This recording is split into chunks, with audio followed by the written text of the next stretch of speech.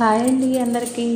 Summer అంతా సూర్యభగవానుడు ప్రతాపం చూపించినట్టు బయటికి రానివ్వకుండా ఇప్పుడు నా టర్న్ వచ్చింది నేనెందుకు తగ్గాలని వానదేవుడు కూడా ప్రతాపం చూపిస్తున్నాడండి. 4 రోజుల నుంచి బయటకు రానివ్వట్లేదు, బట్టలు ఆరనివ్వట్లేదు, అస్సలు తగ్గట్లేదు. ఫుల్ వర్షం పడుతుంది. మీకు కూడా అలాగే ఉందా? ఇలా వర్షం పడుతున్నప్పుడు వేడివేడిగా బిర్యానీ చేసుకుని చికెన్ కూర తినాలనిపించిందండి. ఇంకందుకే ప్రాసెస్ అయితే స్టార్ట్ చేసేసాకున్నాం.